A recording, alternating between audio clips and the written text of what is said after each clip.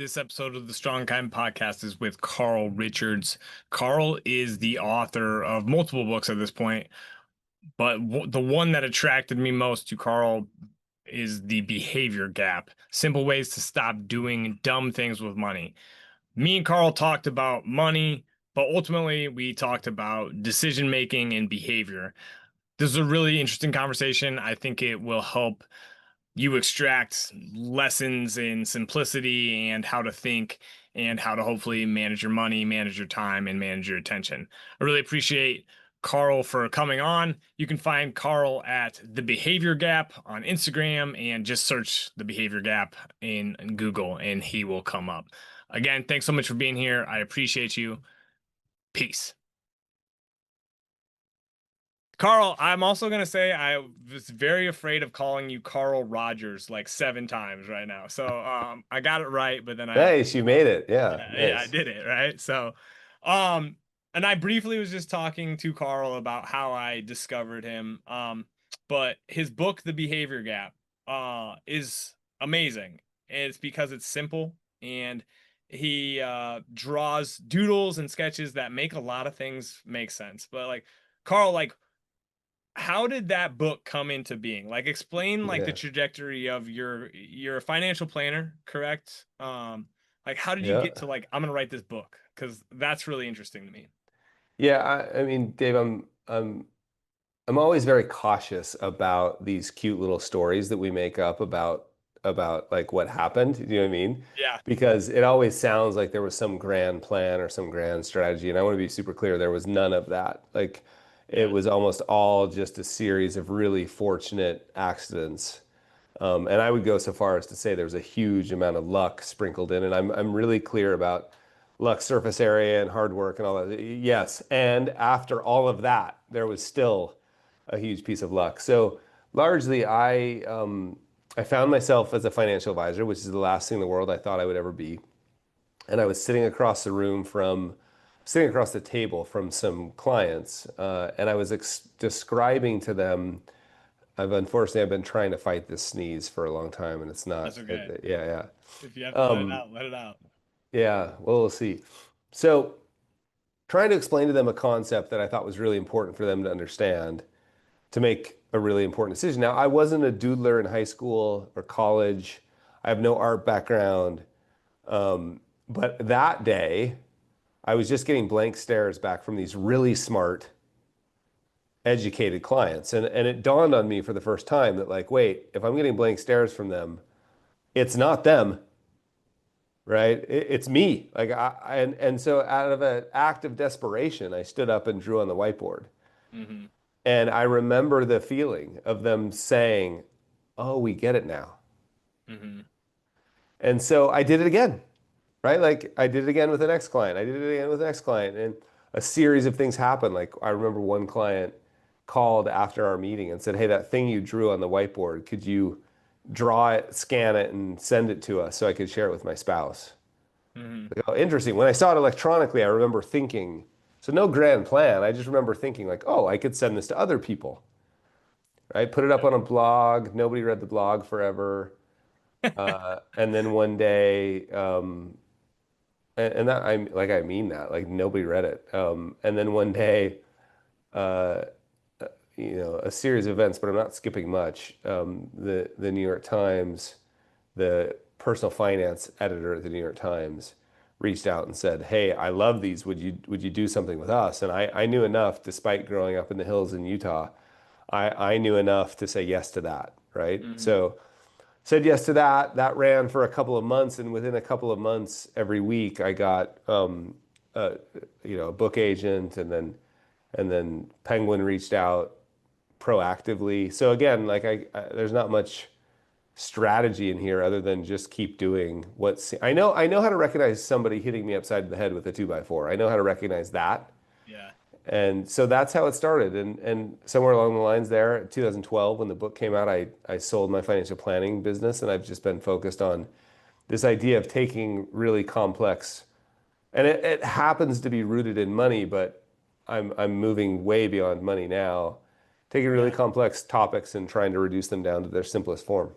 Yeah. Well, I actually, it's funny you say that because I just like I saw something the other day, and it's be, everything is complex, but there are also Right, relatively simple truths rooted in just our behavior, right? So like are the situation, like one of the things, like you can't escape the fact that you need to sleep, right?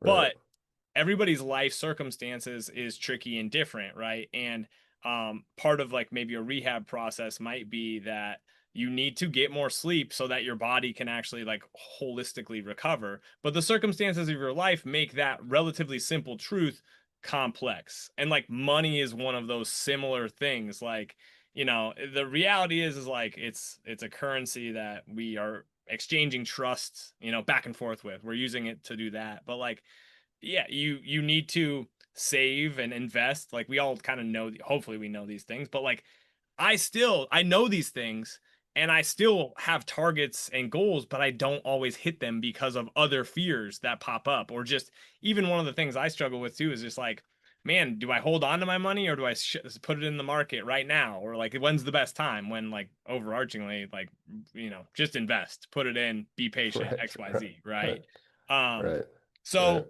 what kept you going though? Like when you were just like writing the Hmm. stuff, the blog, because like that's Right. always interesting to me. I don't. An irrational addiction to it. Like, because I don't know. Like, it's that's a super good question because honestly, it doesn't make any sense. Yeah, Like, I'm a kid from the hills in Utah with a Sharpie and cardstock. Like that doesn't that did- like that does not equal success in any really like any parallel universe. That's not a good idea. But here's one thing I did know. I did know that I was compelled to do it. Like I couldn't stop. I could not do. I tried to quit a number of times. Like I even got like therapy around like quitting. Like help, I don't want to do this anymore. Doesn't yeah, make any sense. I should just keep my head down and work at the big brokerage firm that I was at. I would have made a, yeah, whatever. So, but I didn't have a choice. yeah, And I was just having this conversation with a close friend of mine who's in his 20s, and he wants to, be an entrepreneur and start some businesses and do creative projects. And I was like, look, first spend some time seeing if there's any other option. You know, yeah, like because if there's another option, you should probably take it. yeah, Like I'd yeah, only do this if you're pretty convinced it's your only option because that's almost what it's going to require when it doesn't work the first 100 times. It's yeah, almost going to require you to go like I have no other option. So yeah, so I was compelled to do it. And yeah. I did love the feeling of like I love like I my new book comes out in October and I can tell you there's a line in that book. Hmm. There's a line in that book. There's 100 sketches. The new book's 100 sketches and 101 sketches and 101 essays. And there's one line in that book that I would go through it all over again to have that experience of that one line just being like, oh, that nailed what I was trying to get. Yeah. Right? Yeah, that's freaking awesome right there. Yeah. Like I know Yeah. that's it kind this guy there's a lot of things I could take where I want to go here, but like is there ever like an ethical like dilemma for you as like a financial like because this has always been my dad is actually a financial planner, and I love my dad. But Right. I kind of realized, and he realized this, he's like, you just buy index funds and be patient, Right. Right. right? Right. Uh but he also sold like life insurance and annuities, and that's probably where he actually like made more money as like a practitioner. And those products are they're there's probably utility in them. I can't call them good or bad, but there also Right. is like, uh, you know, did we have those things or X, Y? Do you need those things type of thing, right? Um, I also just think my dad kind of didn't. My dad wanted to be a farmer, like Right. he Right. just Right. got told by my mom, like, hey, we have three kids and you're not making enough money right now, so like, can you do something else, right? And he Yeah. just followed a path, right? But like did that ever come up? Was there anything like that for you or not? And I'm not saying that like you have to like tell me your deepest, darkest secrets right there, but I do No, think, I don't have any problems with deep dark secrets. It was constantly a problem. Like And I'm on book tour right now. And tomorrow we've got the release of like I got early copies of the book. So 600 people are going to be here tomorrow. I've got 600 copies of the book. I'm in Austin, Texas. I'm going to sign all 600 and talk to 600 people tomorrow. And I'm still like the money part, like that. So it's always the ethical dilemma is not the right word because there's not. I mean, yeah, there's certainly things to navigate ethically, but that to me is no, they can get complex, but mostly it's pretty simple for me. Like I don't do that, right? Like, Hmm. but the the identity piece of it, of like, wait, am I really a financial advisor? Mm. Like I ask that question all the time, and then I realize like, look, I actually don't tell anybody else this, but I don't care about money. But it just happens to be the quickest way I know into somebody's soul. Yeah. Like it's a portal. It just like I could have chosen food Hmm. or weight loss or health. All of those, I call them righteous tricks. Money, the idea that I'm talking about budgeting is just a righteous trick in service of the reader. It's not a righteous trick is different than a bait and switch. Bait and Hmm. switch is in service of me. Hmm. I try really hard not to do bait and switch tricks, but a righteous trick is in service of the reader. And Hmm. so I can say to you like, "Oh yeah, yeah, yeah, that's fun. Let's talk about budgeting apps." Yeah. But I'm as quick as I can. I'm going to try and get you to cry, and we're going to try and figure out like, and all that's metaphor, but like, why are you budgeting in the first place? Yeah. Does that align with what's really important to you? Yeah. And so I just have to keep reminding myself that money is just the portal into Yeah. really important conversations. I love that you said that because like on so I do a little bit of like in-person coaching and training. A lot of it is like virtual, but like on Monday I had one of my she's a longtime client, she's a firefighter. She's a woman who's a firefighter and I think, people you can't set and forget your goals, right? You have to kind of constantly monitor your goals, right? Or your targets or whatever. But I'm like, yeah, like so like let's talk about like your overarching things that you want. And it's like, well, I want to be healthy. I don't want to feel like I'm letting anybody down because she works with like men and she's expected to like carry 200 pounds or XYZ. And then she wants to be like constantly challenged. And like we got into it. And it's like, what does it mean to be healthy to you? And it's like, well, my parents actually they didn't go on walks with us. They didn't like they didn't do Mm, physical stuff with us. I'm like, and I didn't go into like how did that make you feel, but it was clear like her motivations for health were not just like to have a six mm, pack or to now right. those things are cool, but like it's the emotional reasons that we are doing these things that really anchor us in ways that will help us create behaviors that will hopefully take us in the direction of our goals, right? And I think that's what I really appreciate about like the stuff I've read, especially what sorry, the name of your book about make the one page financial plan, Yeah, right? the one page financial plan. Yeah, Yeah, like that was like start with like why this matters to you, right? yeah, And figure that out because then you have a lot of good reasons to then carry out the plan you eventually make, right?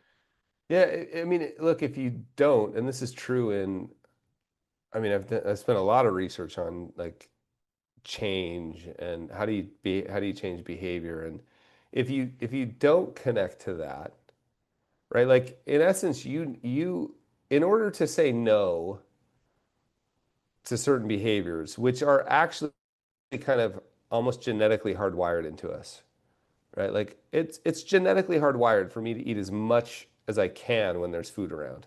Yeah. And especially something that's the combination of fat and sugar. So Mm-hmm. like I mean that's like genetically, I don't know when I'm going to see food again. Mm-hmm. So I better eat as much as possible. So that makes total sense that that's why you do that. That was an adaptive trait Mm-hmm. for thousands of years. Well, in the environment we're in now, it's maladaptive. Like it Yeah. doesn't, it no longer serves us. So, but my body doesn't necessarily know that. And so if I'm going to say no to something that feels like a giant yes, I need to have a much bigger yes to anchor to. Yeah. And that's what you're pointing to is like, look, if I'm going to say no to, it feels like when the market is scary and CNBC is yelling, sell, sell, sell, sell, or when there's plenty of ice cream or there's plenty of rice or carbs or bread at my table, it feels like the natural thing to do is eat it all. Yeah. Well, I can have hacks or tips or tricks all day long. But if I don't have a deeper sense of purpose, I will just find a way around the hacks and tips and tricks, right? Like if you're an alcoholic, locking the alcohol up in the house, that may give you a little bit of time to think as you try to find the key, but Mm-hmm. most likely you're going to find the key. Yeah. We got to get to something deeper. So I think of that as like, how do you define a deeper yes so that you can say no to all those other things? I love that. Who are like I see in your stuff like I see some Viktor Frankl, stimulus response, Yep, use sure. this space like there's a lot of seemingly influences that I've seen, and I think that's partially what makes me resonate is there's some philosophy, there's some economics, and even just the title of your of the behavior gap about just what is it, how to not do dumb things. That Oh, just simple ways screams to stop doing dumb things. simple ways to stop doing dumb things. I'm just butchering all your stuff here, but that's That's Charlie totally right. Yeah. Munger, and I like that was kind of like I didn't really know who Charlie Munger was until my dad like, Yeah. gave me old rich or Poor Charlie's Almanac or whatever. But Yeah. yeah, like who are your influences, and like what attracts you to that type of stuff?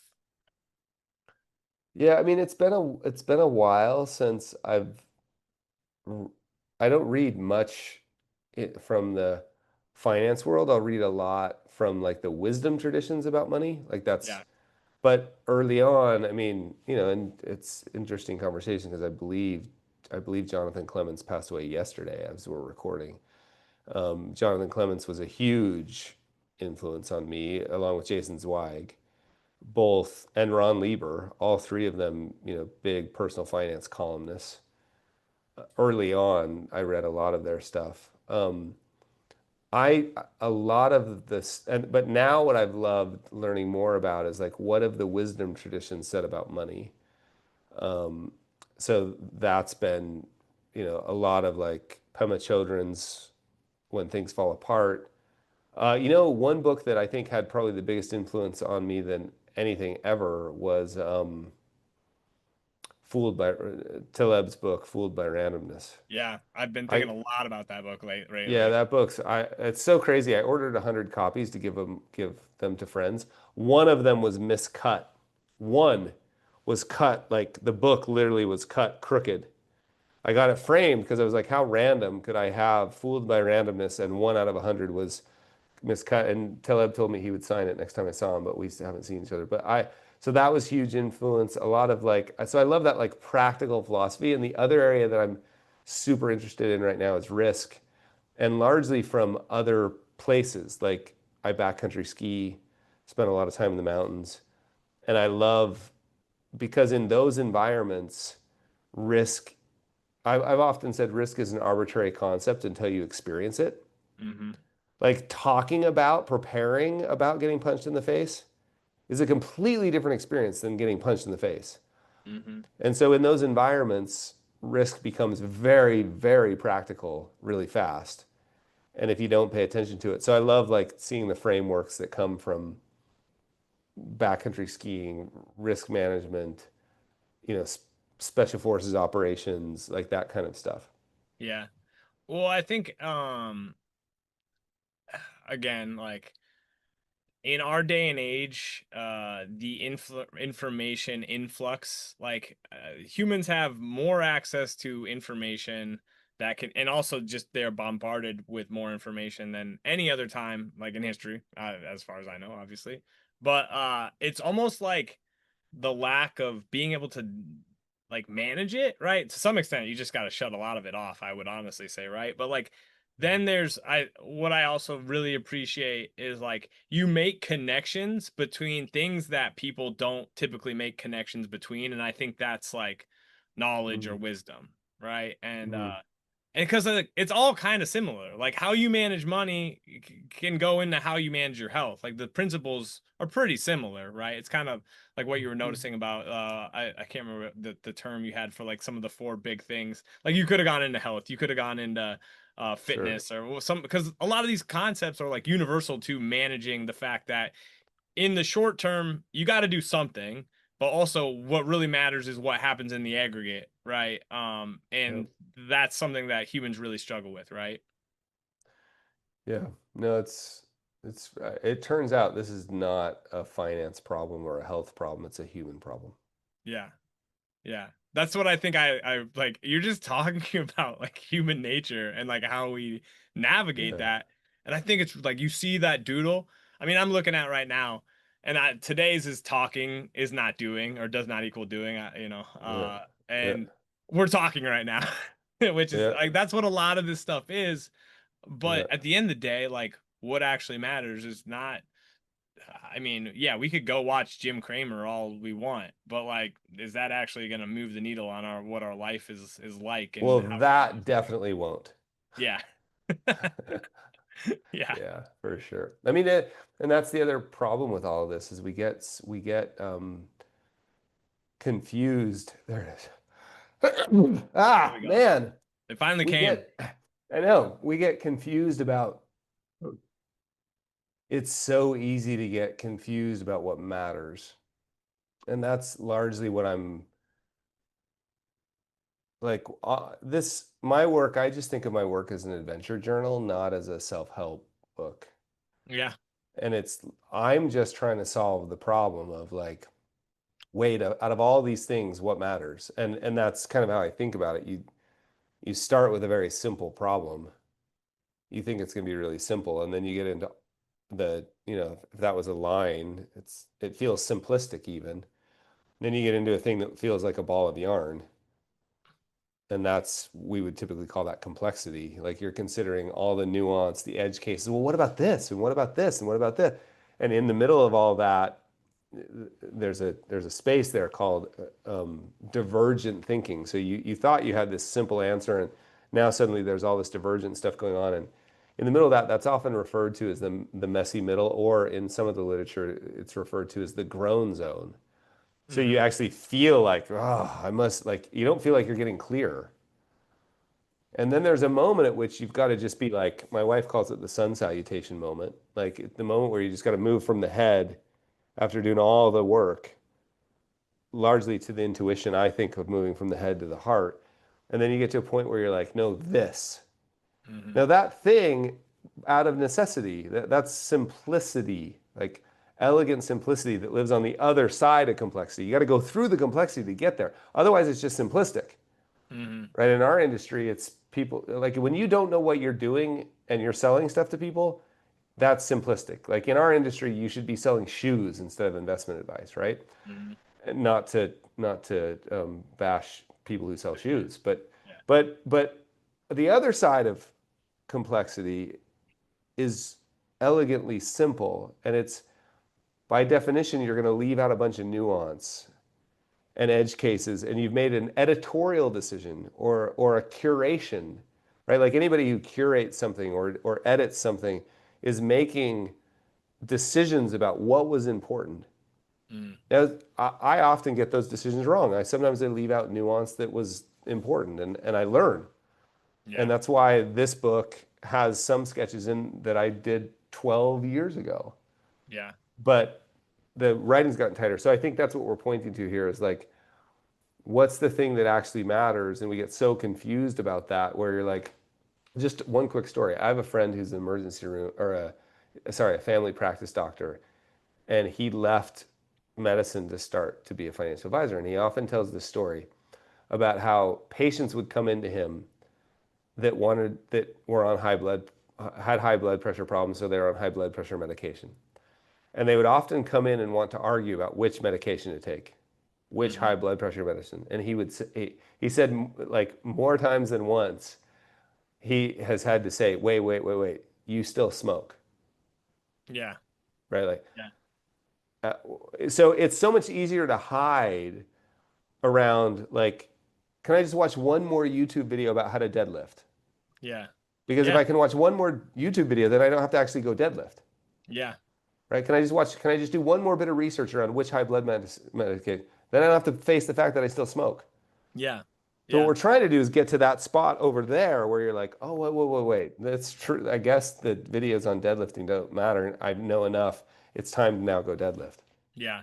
I always come back to like the Stockdale paradox of you have to accept the reality of your situation while being optimistic about your Hmm. chances of getting through it, right? But like Yeah, most of our problems, and myself included, is like until I have accepted the reality of any situation, there's no changing it, right? Or there's no like, when it comes to like money stuff with my wife, like I'm so thankful that my wife, like, I do okay, but like I don't love to like look, even though, I've gotten to this point where paying for a car or like paying to fix a car used to be just like, and now it's okay. Like, because I trust that I've done and I've saved and I'm making enough and I can just go pay for that thing. Right. And a part of that's like a partner who just looks at it very, very like, you've saved this much, we've created this budget, we're good. Right. right. But like some of that is me turning internally and being like, what is this about? Right. Like what, and that's, we've talked about that a little bit with just why is money like this, and it's a fear of not having enough, right? Or it's a fear of For it sure. going away and not being able to make it back. And as somebody who works for themselves, like it is scary because like you're always kind of waiting for the shoe to drop, even though you've Right, repeated right. the process. You're doing it's like there's something weird about humans, and I think a lot of it is just the marketplace that we're in. It's like, if you work the process that was getting you good results, I don't think everything changes the way that people make it out to be. If you keep doing what's led you to your success, you're probably going to be okay, right? Yep. Now, you may have to pivot how you market or how you talk about your services or maybe even what your services are. But like you're probably going to be okay. But there's still the fear of like, shit, is the whole thing going to turn against me, right? And I think that's Mhm. what the stock market can do, and all these types of things as well, right? That's probably human nature to be like afraid that the shoe's gonna drop, right? For sure. I mean, again, that's a behavior that used to be really adaptive. It kept us alive as a species. Like if I'm walking through the forest and I hear rustling in the bushes, I do not have time to decide whether that's a lion or not. Yeah, Like I just run. Because yeah, if I stop and analyze it, I will be eaten yeah, some percentage of the time. Like, and it's not worth like even if it's only 10% of the time, if that's a lion, I'm done. yeah, If I stop and think about it. But if I run, so that's the same kind of behavior that like produces that sort of hypervigilance around another shoe dropping. Like yeah, it's this so it makes sense. We just have to unwind it. We got to reprogram that behavior a little bit. And the way I do it is I actually kind of talk out loud to that part of me. I'll just say, "Hey, bro, like I'm glad you're here. I agree. Like it's pretty scary out there, but right now I'm just writing an email. Like yeah, there's no part yeah, of me that's going to die because of this. yeah. I think that's powerful. There was an element of like working on some cognitive behavioral therapy for me that was like, yeah, you got to name that part of you. You got to identify, you got to work through it, right? Which there's And a lot of, and and David and also like be thankful for it. yeah, because it's beneficial in a lot of ways. It Yeah, served like it's that same fear yeah, of all my clients leaving tomorrow. yeah. That same fear has kept me alive in a car or in a raft or up and high in the mountains. Yeah. Well, and I was actually thinking about this yesterday in the shower. It's like being really oriented around making sure that clients are taken care of is good for your business, right? Like not wanting people, to not have a good experience with you is a good thing, right? It's just managing the other side of that coin, right? Where it's like, it's all gonna go to shit, right? But For so you sure. talk about in the one page financial plan, like your own, you moved to Colorado, right? I think I'm getting this story right. Like basically, was it, where did you move to? Didn't you guys kind of had like a financial crisis on your hand? I don't, it was We moved oriented to around moving. well, we moved from Vegas to Park City, Utah. That may Oh, be what that's you're right. referring Park to. City. Sorry. But then we Yeah. also moved to New Zealand for 4 years, but that was probably different reasons. Yeah. But you're like was the move to Park City, Utah. Like I think you bought a house. I'm could be getting this completely Yeah, wrong. no, Maybe no, no. This is exactly right. We yeah, bought a house in Vegas when we lived there. yeah, We lived there during the global financial crisis. yeah. We had financial struggles during Oh, that okay, time. That precipitated us making some decisions to move back home to Utah, and that's gotcha. how we landed in Utah. What did your own financial struggles like teach you about Hmm. this stuff? Yeah, and I wrote very publicly about it, so it's not anything I'm worried about Shame. talking about Yeah, at all. The biggest lesson by a long shot was to extend more grace to myself and to others. Like just to realize we have no idea. I'm actually pretty convinced that everybody I interact with is doing the best they can with the information, education, experience, and emotional makeup that they have at the moment. Right? Like, I mean, this extends all the way down to traffic, right? Like, if somebody gets angry at me in traffic, I just try now to look at them like it's not about me. Something's going on. Like, they don't want to be angry. It's not like nobody in the morning sign. And if they do, that's also because they're trying their best. So I guess that's what I really learned was particularly with people's the outward appearance of their financial decision making process. I'm going to be way more generous in my assumptions about yeah, what they're trying to do. yeah. Way less judgmental. Yeah, I if you've ever have you ever heard of Robert Sapolsky? Yeah. He's like a stress physiologist. One of his one of, Yeah. I love him. I love his writing. Why Zebras Don't Get Ulcers is an Yeah. incredible book. Behave is probably the first book that I read, and Behave is just about, and he's an interesting guy because he basically believes that like it's turtles all the way down when it comes to behavior. Like he Yeah. basically be like there you we even us having this conversation is like it's determined at some level, right? Now how far Yeah. back that goes, it's really interesting, right? But Yeah. uh the thing about it is like I have found myself since like reading that and it's yeah, like there's just so much that we do need to extend grace to our fellow man around um Yeah. that we because we're just putting a story into something. We're putting a story into a snapshot, right? We have a snapshot in time, but we tell ourselves this, oh, that person's terrible, oh, they cut me off, they're awful, or XYZ. Like honestly, we go to a Walmart nearby and it's not always the best shopping experience, and like, and it's convenient and it's local, and it's like me and my wife, I'm like, we kind of got to check ourselves because a lot of these people are just trying to do the best they can, right? And it's it's 8 o'clock on a Thursday night, and that lady probably had a really long day and not having a good time, but it's just so easy to be like people are terrible, right? Or and Yeah. it's hard, right? So Yeah. um The idea. Sometimes I start to think about like when I'm maybe grumpy about how many people are moving to my town, or like when I'm grumpy in traffic, to sort of realize like I'm the person behind me, I'm their traffic. yeah, Right? Like like so anyway, just to realize like I believe we're all trying our best. Now that doesn't mean I have to hang out with people doing things I don't approve of, yeah. but I can still extend those people grace. What are some of the big things as far as like I kind of call it like managing your attention, like keeping your eye on the prize when it Mhm. comes to even just behaviors that are helpful to humans. Like you're writing about finances, but you're also writing about like and what did you call it? Like your own adventure quest? Like Just a it's an adventure journal yeah, like essentially.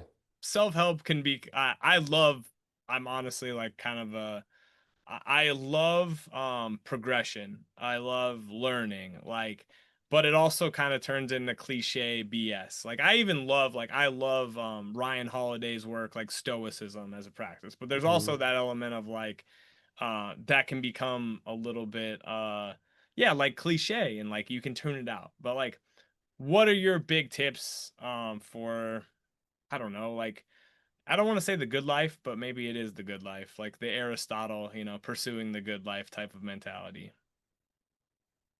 More time with people I love doing cool things and clean the garage.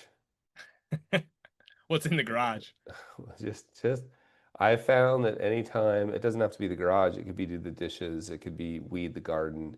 Anytime I anytime I find myself getting caught up in other stories, if I'll go do something instead, right? Like if I'm feeling anxious, clean the garage, right? Like Yeah, if I'm feeling anxious, weed the garden for sure. Like my hands in the dirt. So I just think to me it's not any more complicated than that. If I can find a way, I'm working on an idea, kind of a framework or a theory that I'm calling the discipline of more. And I've been calling it the discipline of fullness, but I'm also playing around with the discipline of more because it sounds so good. And it's just around the idea of instead of resisting behavior, replacing it with a different behavior. And, like it's classic kind of CrossFit, paleo, carnivore idea of like, instead of trying to resist dessert, eat more protein, yeah, right? And instead of like trying to resist Instagram, go clean the garage.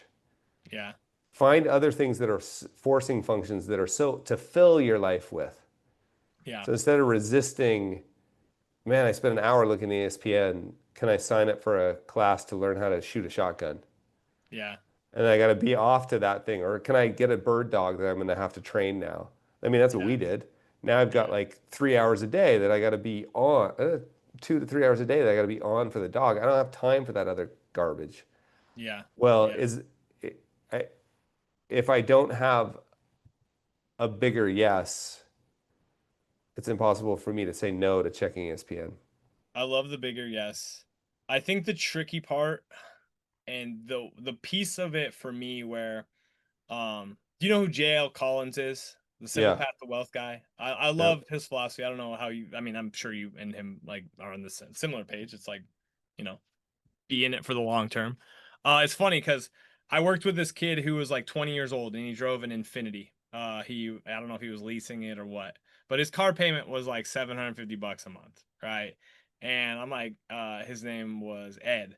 I'm like, Ed, like, and I drive a Toyota Camry, and I'm Right. like, Ed, do you like that car? And he's like, I love that car. And I'm like, cool, like, you're also like work like how do you afford it? And he's like, well, it takes a lot of like, it's pretty much a lot of what I make. And I'm like, and I wasn't doing a good job of asking him questions. I just kind of like asked him what his payment was, and I showed him what it would look like to invest that in the stock market and get like a 10% rate of return over 30 years.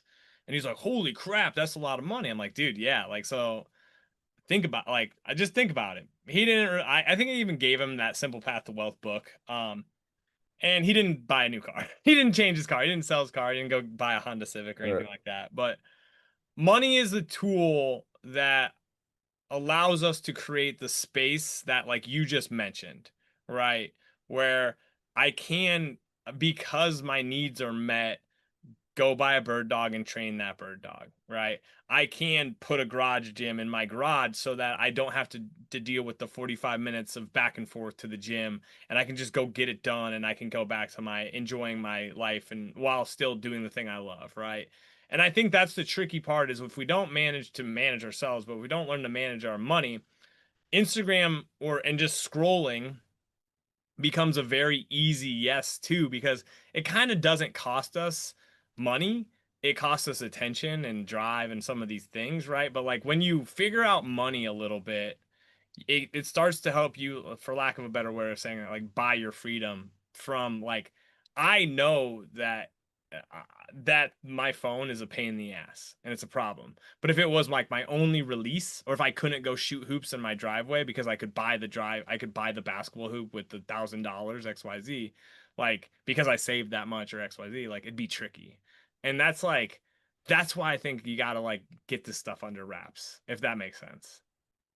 Yeah, I think that's true. And you don't have to wait. Like it turns out you can go on a walk. It turns out you can Yeah. go hang out with a friend. It turns out there's lots of ways to say, because I'm pretty sure that, well, I have no idea actually, anybody who's listening, but I know that if I gave you my phone, you could find me 90 minutes in a day. Yeah. By just looking at my screen time, you could find me 90 minutes for sure. And how come I don't have so 90 minutes of wasted time? We're all playing a little cute little game where we pretend like we're working. There's no way most knowledge work. There's no way. The average knowledge worker doesn't go more than 17 minutes without checking their email. That stat's real. Well, it's 15 to 20 minutes switching costs are 15 to 20 minutes.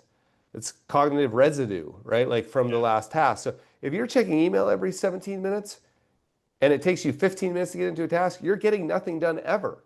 Yeah. So like it's like we're all pretending that these sort of activities of doing things are actually producing results. I know people who don't do that, don't play that game.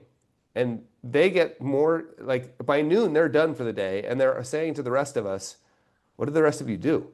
Yeah. Yeah. Right. So it's just a function of saying, like, all right, well, what if, I replace some of that stuff with a bigger yes, or I replace some of that stuff with the discipline of more. Like, I'm going to add more really great stuff into my life. So I don't even have to, I'm going to crowd that stuff out. Yeah. I think that just to like my point on that, I think a lot of people are afraid of the more.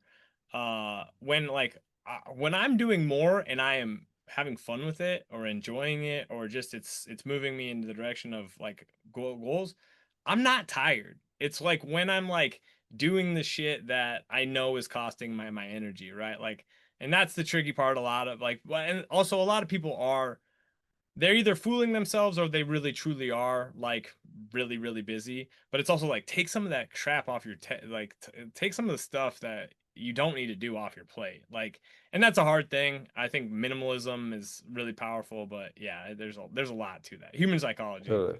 It's Totally. incredible, right? All right, when's your book come out, Carl? October 21st. All It's right, available for pre-order now. I appreciate you. Honestly, I love this conversation. I really appreciate you coming on, spending, taking the time to do this with me. Yeah. Where can people find you on Instagram, on in the internet? Where are you? Behavior Gap everywhere. So behaviorgap.com at behavior gap on all the things.